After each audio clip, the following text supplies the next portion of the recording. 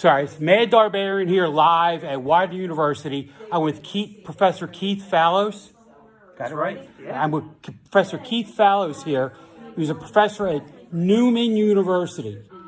Right? He teaches English and he teaches a course on folklore. Now, he gave a talk tonight on cryptids and American cryptids. He talked about Bigfoot and he talked about, the Thunderbirds and all that. But he is a master on Mothman. So tell me a little bit about Mothman. Well, it's hard to think of it's hard to come up where to start, but Mothman is a creature that was made famous Point Pleasant, West Virginia, 1966 to 1967. And during that period, there was not only the Mothman sightings, but it threw the whole town into kind of a hysteric. People were seeing things like UFOs. Guys in suits were coming up telling people to stop writing about UFOs. A lot of Men in Black phenomena, they call it. But Mothman itself, there's a lot of different theories about it. It's huge 7 to 8 foot tall moth, humanoid, huge white or black wings, depending on who you ask. But the outstanding feature that people really remember is this red eyes beaming at folks out of bushes, or if it lands right in front of them, passes by, right? Other things that... Creepy. Yeah, other things people think of it as, a lot of folks, a harbinger of doom because of the Silver Bridge collapse that happened 13 months to the day Mothman showed up. And the 13th eye bar on the Silver Bridge is what cracked, and it actually caused it to fall into the water. The 13 is known as an unlucky number. It comes up during the Point Pleasant sightings. Wow. Yeah.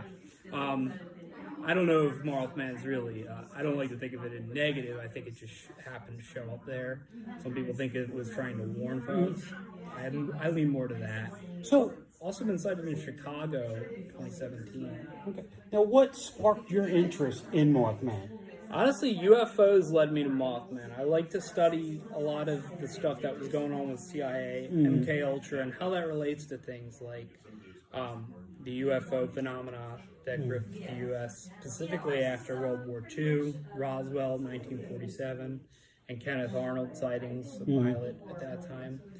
But there's a lot that goes on in the Mothman sightings at Point Pleasant and the book, The Mothman Prophecies, that ties UFOs into the whole phenomenon, specifically with Woodrow Derenberger was driving home in that area at that time, and he said he saw a UFO following him. Then all of a sudden it kind of like landed in front of him, or he got into like a small accident, right?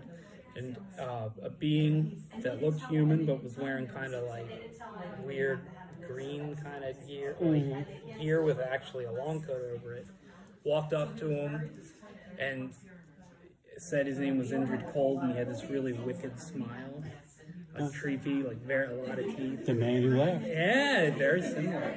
But he also he just started talking to him weird, like, I am from a country much weaker than yours, and like all this kind of weird, what is time? Like asking him these questions like he's never heard of these things. Wow. But it goes on from there. It's longer. But that was directly tied into Mothman. John Keel wrote about that in the Mothman Prophecies. Incidents like that are what brought me to Mothman, and kind of him at the center of all this chaos in that town at that time. And also, again, remember I mentioned MK Ultra, the Men in Black phenomenon at that time. Who were these people, and what was their interest in shutting people up? Wow. Pleasant. So Mothman is pretty much the big three there. Oh, you have the cryptid, you have the UFOs, and the Men in Black. Yeah. Wow. Yeah, it's a really interesting incident that lasted over a year. And if you haven't read Mothman Prophecies, you should definitely read it.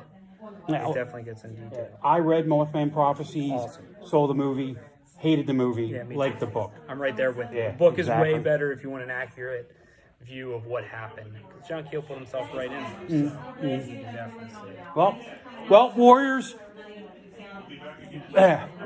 1, 2, 3. I lost my train of thought. It's all good. All right.